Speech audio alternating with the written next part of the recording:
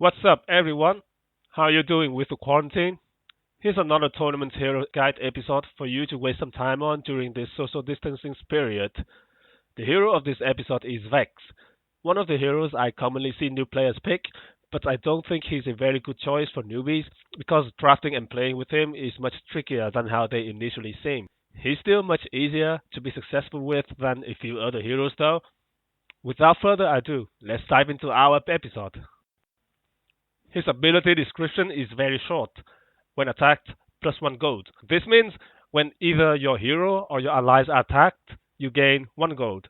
This applies to the amount of damage rather than the number of attack instances.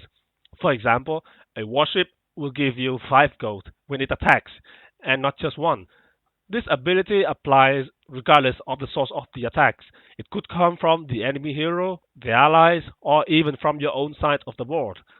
Note that attacks cancelled by Shepherd won't give you any gold. One would immediately think that his ability provides you with econ, so you wouldn't need to worry about it in your draft. This is not entirely correct. Sure, if your opponent attacks you, you gain econ, but what if they don't? The trick here is to force your opponent to attack you by first playing some threatening allies, but to play these allies early enough, you would often need some initial econ boost. Therefore, it's still useful to get some econ cards on Vex, although you don't need that many of them. 1 or 2 are often enough. Don't go more than 2 though, that's simply too much. His ability doesn't give you control in any way, so this must be covered in your draft. Ideally, you want at least 2 control cards for consistency. Don't neglect this, guys. I often see new players play with either no or very little control on Vex. That will be very troublesome for you against many decks. Vex's ability also transfers to Lackey, and I think is pretty much an auto pick on Vex. If it doesn't die and your opponent is attacking you, you gain tons of gold. If it dies immediately, you would gain 2 gold, so it's already paid for itself, even without protection. However, it dying immediately is actually not the worst case scenario. The worst thing that could happen when you play Lucky is your opponent chooses not to attack you and still win by outpacing you. If you desperately need some scaling and your pack gives you a choice between Lucky and some good scaling allies, go with the latter because a board of Lucky and slow or non-scaling allies simply won't do anything meaningful for you. Next, let's move on to some good cards on Vex. The first and the most important is the scaling allies. They are a must-have when playing with Vex. They are the engine of your deck. Without them, you won't be able to make use of his ability since there wouldn't be any reason for your opponent to attack you. The scaling can come from the allies themselves or from cards that scale with the allies you have. Next is wars. When you're playing with allies, war are generally good, but on Vex they are even better because most of them pay for themselves if your opponent does decide to attack you. There is a caveat though. Excessive wars is not a good thing. There is Zalia, and there's also the fact that with many wars, you may not have your scaling allies early enough to outpace your opponent. I see most new players spam billions of wars on Vex in the hope that their opponents will blindly attack their scavengers or something like that. Pro tip, it won't happen. Also, another pro tip, don't draft more than 2 wars ever. You won't have enough deck slots to accommodate more than 2 wars, 1 or 2 econ cards, at least 2 control cards, some good scaling allies, and finally 1 or 2 big ghostings, which is also another type of card that you want on Vex.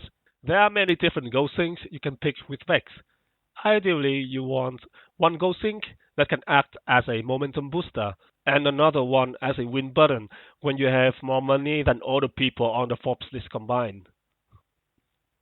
Let's move on to some specific good cards on Vex. The first is Bismarck. It is the single best card on Vex in terms of synergy. You gain 3 magic and at least 3 gold per turn with it. Despite it being absurdly good on Vex, You should only pick it if it shows up early in your draft or the rest of your deck would somehow still work with it. If you're playing with, for example, squishy allies, it won't be a good pick. Next are Go Putis and Aurochs Elixir. Both of these cards are good on Vex. Each have their own advantages over the other. Ghosts are cheap, so with Putis you can quickly overwhelm your opponents with ghost spam, and Putis can bring the ghosts that are killed by your opponent. It doesn't scale as fast though, since ghosts only generate one resource per turn, or once per Putis play. Cows scale faster than Putis, so once you have three or more of them, ignoring them will not be a very good option for your opponents anymore. But they are more expensive than goats, so you need some initial econ support to get them out. It's also perfectly good to run both Putis and Elixir in your deck. A damage foot sink is often needed when you have these cards. Next is Synod. It's good on Vex for two reasons. One, when you're playing Vex, you need to be able to drop some allies to really get your deck rolling. This means bad restocks early on can ruin your strategy. Synod fixes that, and with Vex's ability, you will have the econ support for it. 2. If your opponent decides to ignore your board and compete with you in an arms race, Synod will help you restock more cards than they do, which means you will scale faster than them, and thus leaving your board alone would no longer be an option for them. The next good cards on Vex are Feast and Repopulate. Since you're going to play with at least some allies on Vex, these cards will be very useful for you. If your opponent decides to wipe your board, you can quickly recover them with these cards, forcing your opponent to do it again, thus giving you even more gold. When it comes to deck building on Vex, there are no specific strategies to aim for. What you need to do is build a deck that checks the following criteria. 1. Good scaling allies. 2. One or two econ cards to help you spam those allies quickly. 3. One or two good walls to protect them if they need protection. 4. Two or more good control cards so you can easily deal with whatever your opponent puts on his board without having to rely on your allies. And finally, one or two gold things. Next, I will show you a draft I had on Vex with commentary. In this first pack, it's a pretty easy pick with Mayhem.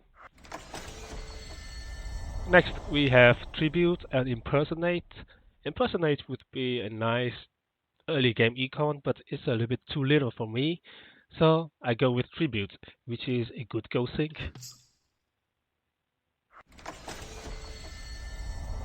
Next, we have a pretty easy pick with Bismarck, since I'm very early into the draft, and all of my other cards don't have any anti-synergy with it. Next, we have Hedge Guardian and Behold the Veil. Hedge Guardian would have some very nice synergy with Bismarck, but it has a problem, and that is it is a little bit slow, because you have to charge it up to at least 4 charges for it to really be a good synergy with Bismarck, because any less than that and it will just die immediately when Bismarck attacks it. Behold the Veil would give me some nice early game control, which I need, because just one Mayhem is not enough. But the synergy from Hedge Guardian is simply too good to pass up. Next we have Cows and Dance to consider.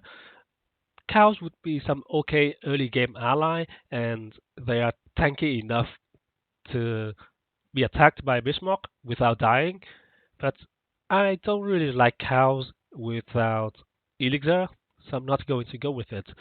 Instead, I'll go with Ceremonial Dance, which is an okay go sync, and I have Tribute as a very good target for it. Next, we have two more gold syncs, Warship and Bounty. Now, both of these cards would be very good, but I like Bounty more because it's an auto win go sync. I have Tribute as an momentum booster go sync already, so I probably don't need Warship. But honestly, if I picked Warship here, it would still be a very good pick. I just prefer to have an auto win button. It's a matter of preference, not about objective analysis of cards quality.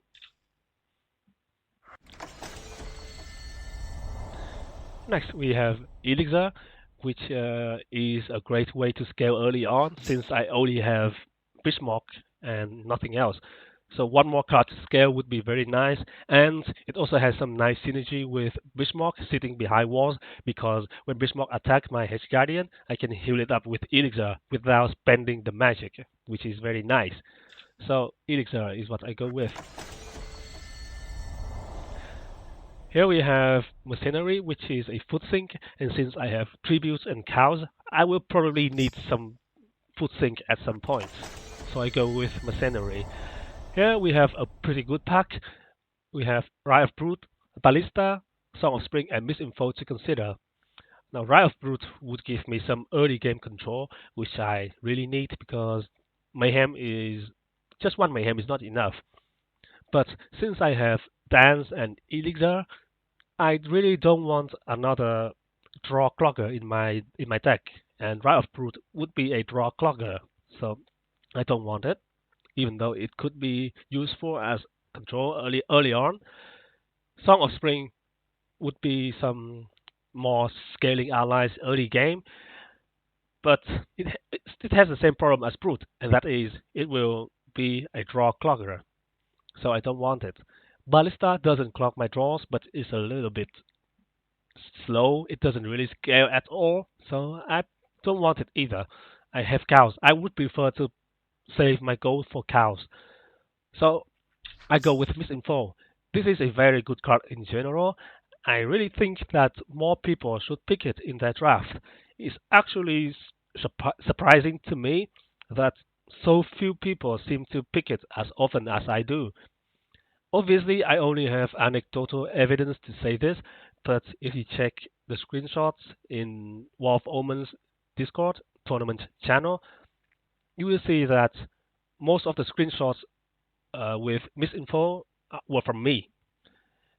I suppose it could be a matter of style, or it's just that I spam screenshots more often than anyone else. Yeah, that's probably it. But anyway, misinfo. There's another reason I go with misinfo here, and that is my deck here would be very, very vulnerable to mayhem. And since I don't have feast or repop to recover my things when they are hit by mayhem, I need misinfo to get rid of mayhem in case my opponent has it. Next, we have Ipsuk, which is a nice synergy card with Bismarck. And since I have Elixir, I could heal it when it's attacked by Bismarck without having to spend my health to heal it. But since I also have Hedge Guardian, and I would very much prefer to have Guardian tank the hits from Bismarck rather than Ipsuk, I'm not going to go with Ipsuk. Bloodlust, on the other hand, gives me some nice control, which I have set from the previous packs that I really need another way to control the board other than just mayhem. So Bloodlust is a must pick here for me. My final verdict on Vex is he's a good hero if you have the right deck with him. Drafting and playing with him isn't as easy as it would initially seem and does require some experience to fully grasp. When playing with Vex, remember not to play more wars than necessary. Thank you for listening. I hope you enjoy my content. I'll see you in the next episode.